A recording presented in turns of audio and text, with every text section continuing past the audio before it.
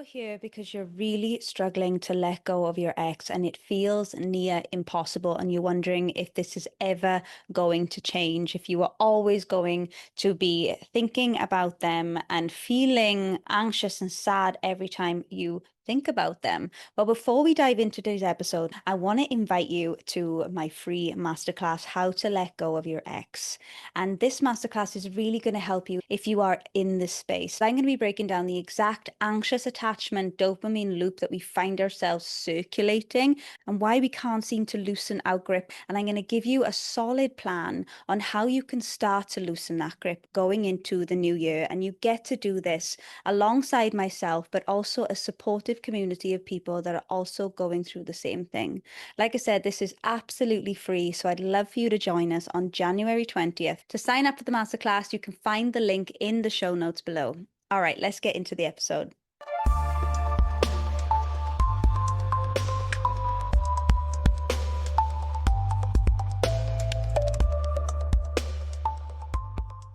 Hello, my loves. Welcome back to the Relationship Rehab. This is the first episode for 2026 here on the podcast. And if you are new here and you're joining us, welcome. I am Samantha, your attachment trauma therapist and breakup coach. I hope that your Christmas and New Year holidays have been restful, or maybe it has been challenging, and that's okay. I hope that you gave yourself lots of compassion and comfort to get through it. And it's interesting around this time of year, Christmas and the end of the year in general, the most separations happen during this time. It's so interesting as to why this is, and it freaking hurts. It is one of the most painful things that we can go through in our human experience. But I really do believe that it can be the most transformative as well. My big breakup 13 years ago happened on Boxing Day, the day after Christmas. And it was a long time coming, but it was something about Christmas that just blew the relationship into smithereens. And even though it was so hard for the next year or so, I would not be sitting here right now talking to you guys if that didn't happen. And I've been through a few more breakups in my time since that happened, and I've really solidified a solid detachment framework to help you process the emotions that come with a breakup, to not internalize the experience and make it mean something about you, that you're not good enough or you're not worthy, and to get to the point where you can really absorb the lessons and the learnings that come with a breakdown of a relationship so you can truly transform your life. There is nothing like it. So today we are diving into why it feels so impossible to let go of that ex that is living in your head rent free, whether this is constant rumination, you can't eat, you can't sleep, they're just constantly there, triggering your anxiety and making you lose your confidence and doubt yourself. You don't even recognize yourself right now, and it's just impossible to loosen your grip. Or maybe it's someone that you broke up with quite a while ago, but they just keep popping up and maybe even sabotaging your efforts to go back out there in the dating world and get into a new relationship, because all you do is compare your dates to them. You all think about them and what they used to be like, who you used to be like in the relationship, and it just brings you so much sadness. So, in any capacity, if your ex is still living in your heart and your head, then this episode is for you, my love. Today, I'm going to share with you 5 reasons that I believe is hindering you from truly letting go of this person that no longer serving you in life. Maybe they did once upon a time and you had a beautiful relationship or experience, but now you're moving forward. At least you're trying to move forward in the new year, new me energy, and you're doing all the things, but for some reason they are still lingering with their energy and you're just done. You're like so ready to let go of this person's energy in your space. And the reasons that I've come up with, honestly, are from my own personal experience, but they're also things that I see a lot of the time in my clients as well. I've gone through a different range of breakups, from breaking up with a long-term relationship of 8 years and the complexities that come with that. I've also been on the other side of the spectrum where I was dating someone for just 3 or 4 months. It was a very intense situationship with love bombing and absolute infatuation. and the complexities that come with that. So I'm going to touch upon different types of breakups in this episode, but know that your experience is unique to you. So take everything that I say in this episode and really sit with it and see what comes up for you. And if something feels a little uncomfortable, because if you want to turn this episode off, that's good. Go into that, dive into that, keep listening and see what's coming up for you. That is where your power is. Because when we feel triggered, that is when the wounds and the old limiting beliefs are being activated and inviting us to go there. And I know it can be so uncomfortable, but this is where the work is. That's what it means to do the work, is to dive in deep. But know that you don't have to do this alone. We're in this together. Let's dive in. Point number one as to why it may feel impossible to let go of your ex is because there's a part of you that doesn't really want to. And you keep opening the wound and pouring salt on it. Now, when we do this, we're not giving ourselves a fighting chance for that wound to heal. You still be in contact with them in some way. You may be trying to build a friendship with this person, but deep down, you're still holding on to hope that they'll change their mind. As long as they have close proximity with you and can see how amazing you are, they might change their mind. You might be friends with them because it just feels better than not having them in your life at all. And I speak from experience. The problem with this is we are keeping that wound open. We're not giving ourselves a chance to fully move on from this person. And then we end up just falling back into old habits. Maybe you accidentally slept together or you're flirting with each other. And I'm not saying this is all on you, it's on them as well. They're keeping you dangling on a string. It's because they know that they can have access to you.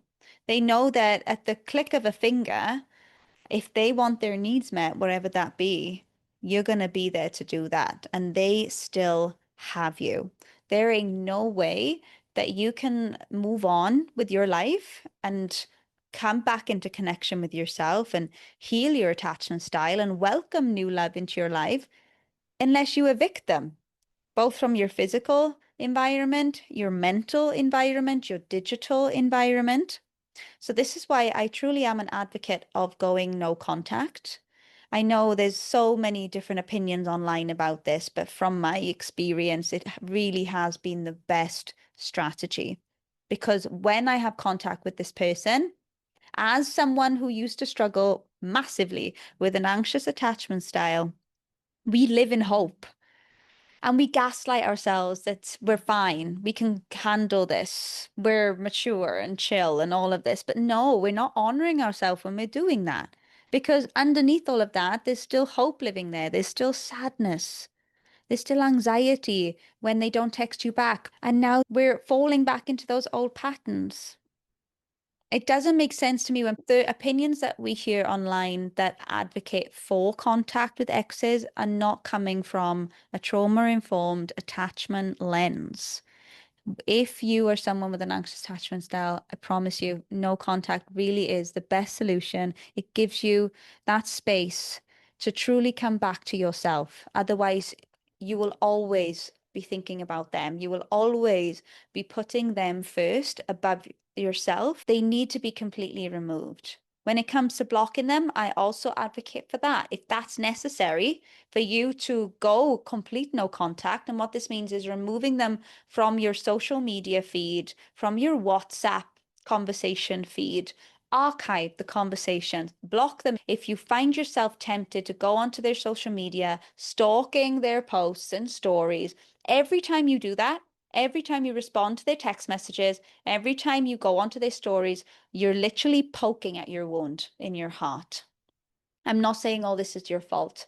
I know that they're trying to keep you as a friend. I know that they're trying to keep contact in some way, but it is up to you to set that boundary because you need to do what you need to do to create the best environment for you to allow your heart to heal.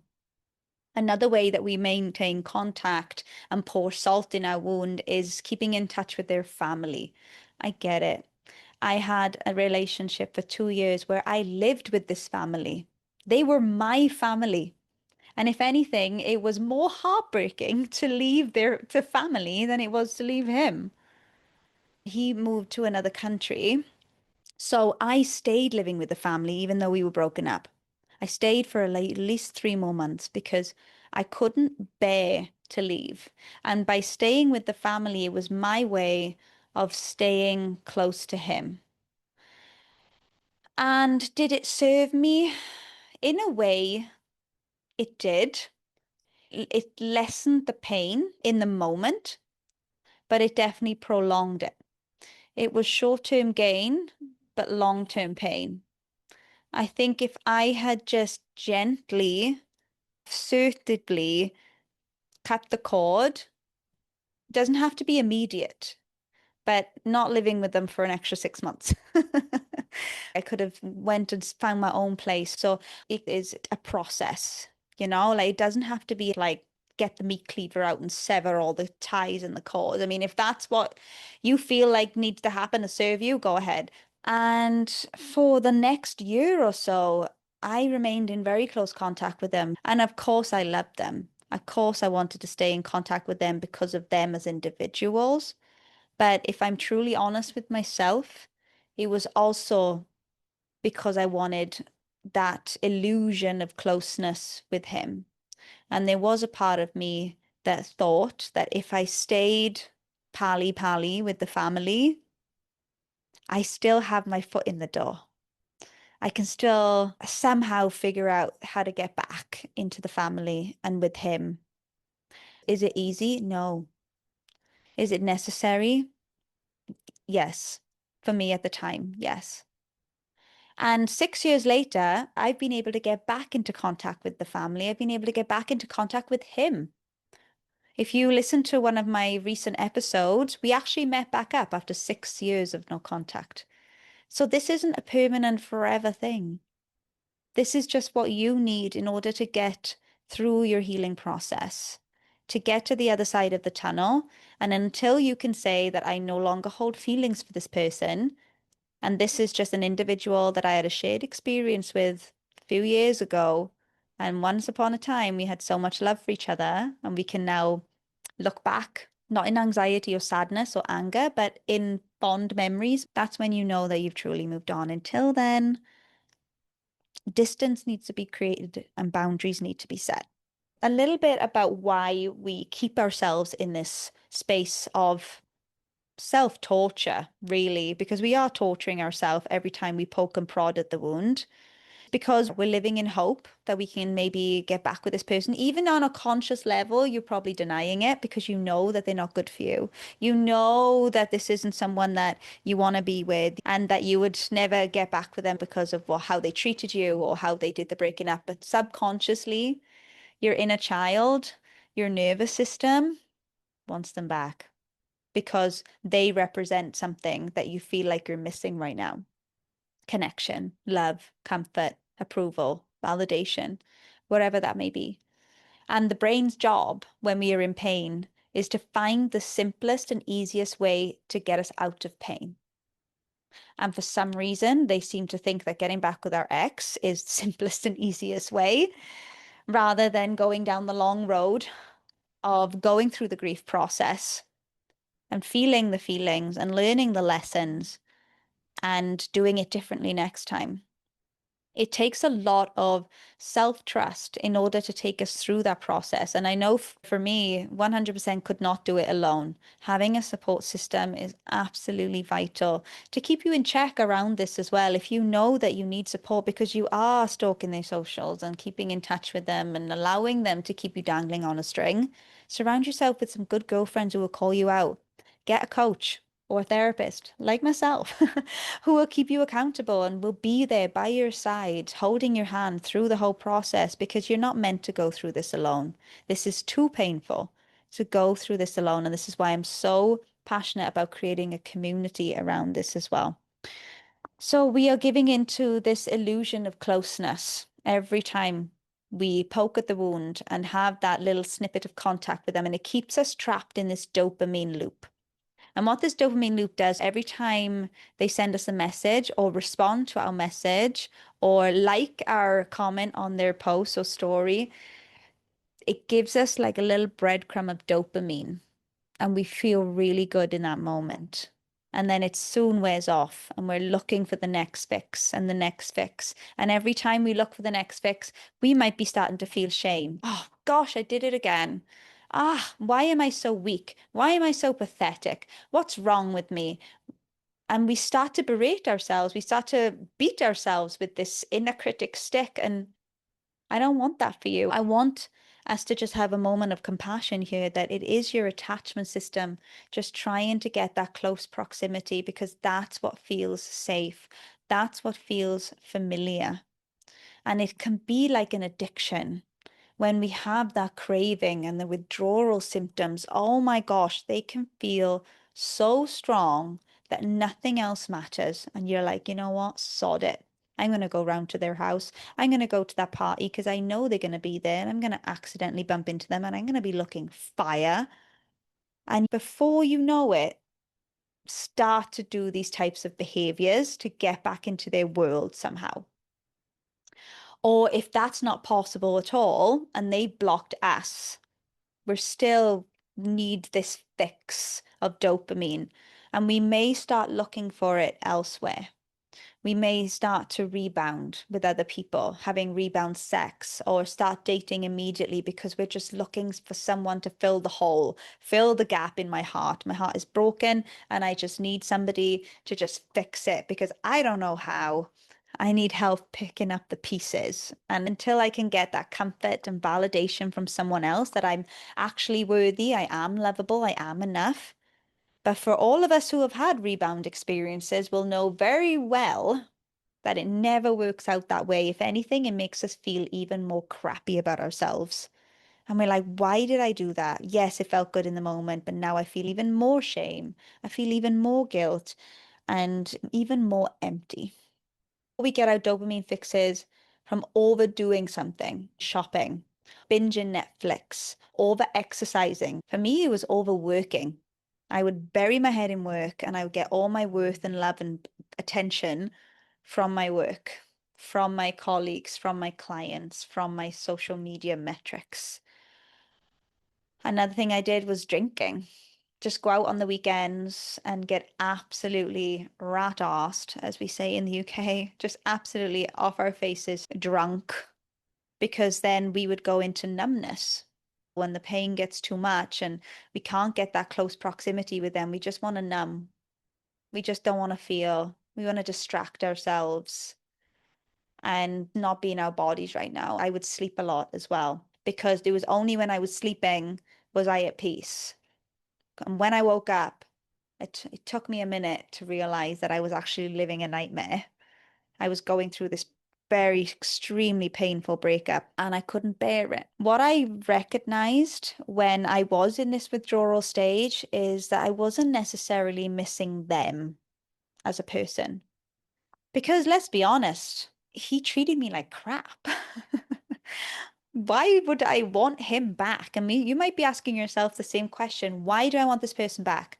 Why have all of a sudden have I turned into this needy 5-year-old child when I'm an independent, confident woman? And now I'm like a balled up, gooey mess on the floor, just craving for this person to come back, even though I know he's not good for me. Maybe he cheated on you. Maybe he ghosted you. So it's not the person you want back. It's what they represent, whatever they represented in the past.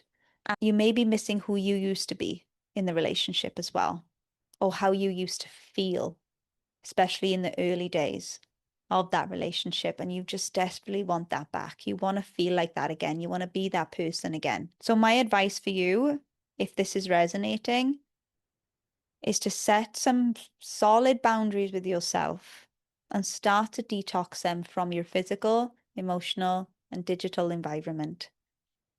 You might think blocking is a bit extreme, but it's not.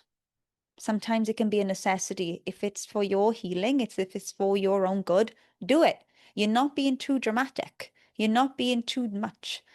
Allow yourself to grieve. This is a grieving process. You've lost somebody from your life. It can feel like death. It is like death. They've gone. So treat it as such. Treat it like an open heart wound. Treat it like a loss. And you're not just losing them, You're losing their family. You're losing the visions and the plans that you may have had together, the fantasies and the illusions and the potential that we saw in this person. We're grieving all of that. We're grieving everything that they represented. We're grieving the life that we used to have. That is huge. I can't stress this enough to really allow yourself the space and the permission to do everything you need to do to move through this. All right, my second reason as to why it feels so impossible is that your abandonment wound is activated right now.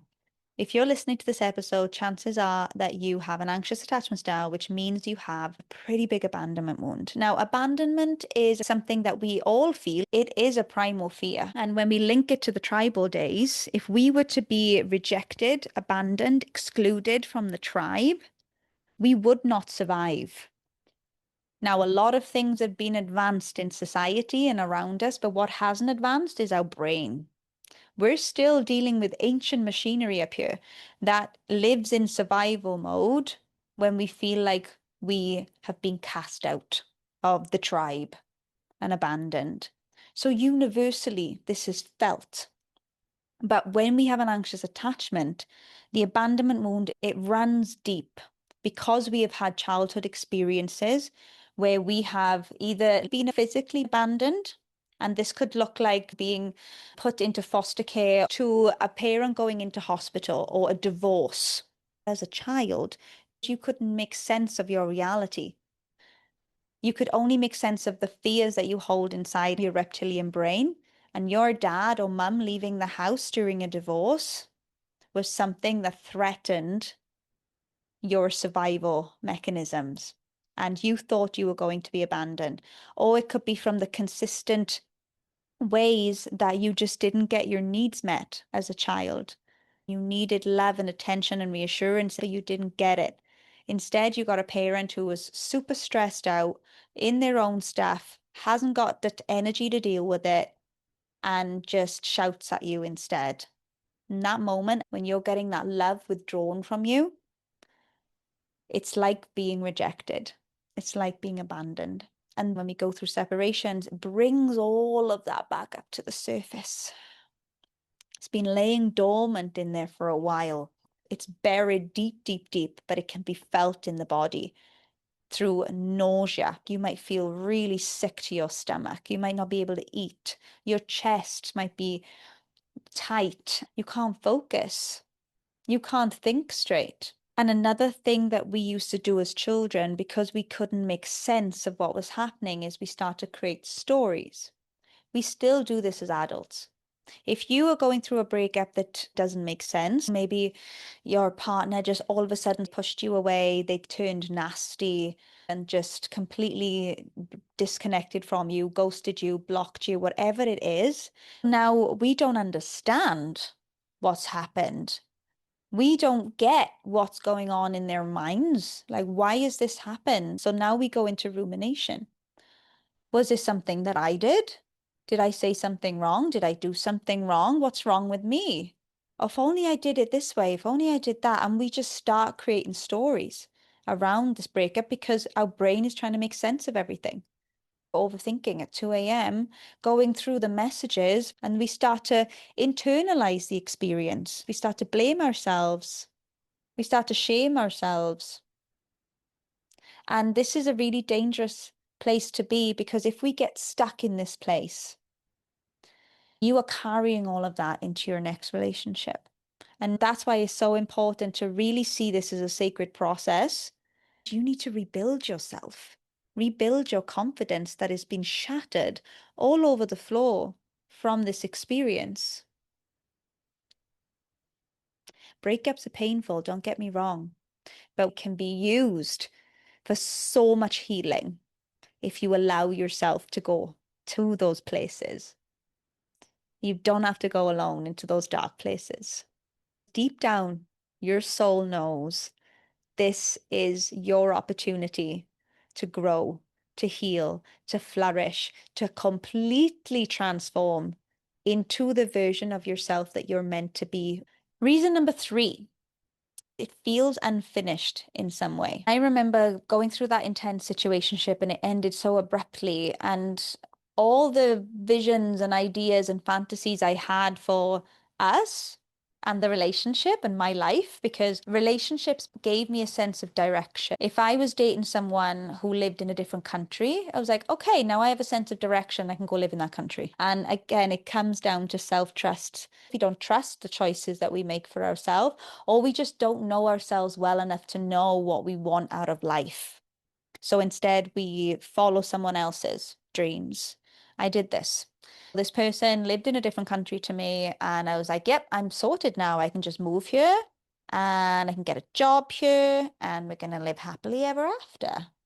And it ended abruptly. So all those visions went right out the window, and I felt so raw because it felt unfinished. I didn't feel like we've had any closure. This person was very confusing in the way that they ended things. There was no clear ending. They said certain things like, I really like you as a person and I wish that I could be in relationship with you, but I'm not ready yet. This gives you the illusion that one day they will be, but it really is just something that they're saying to try and soften the blow, and they don't understand that it's actually making the situation worse. They're not doing the loving thing of allowing you to be released so you can grow from this experience. So let's take responsibility here for ourselves because that's all we can do. All we can do is control ourselves and our actions and our emotions. We can't control everyone else. So, what boundaries do we need to put in place in order to create some distance from this person? If they're not willing to do it, I know it sucks, but we need to step up for ourselves in that moment. Reason number 4, you've put them on a pedestal. We now start to see them as better than us because we want them, but they don't want us. They've rejected us, abandoned us, and maybe they've even started dating someone else. And that really, really hurts. And this can create a lot of beliefs around our worth. And we can still have those rose-tinted glasses on. We need to knock them off the pedestal. And we do this in unhealthy ways sometimes by seeking revenge, which feels good in the moment, but long term is not the best strategy. We can channel rage in a different way. It's a powerful emotion, an essential emotion.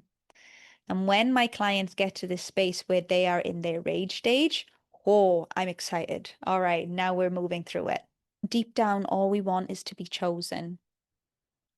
But this is the time where we need to come back and choose ourselves.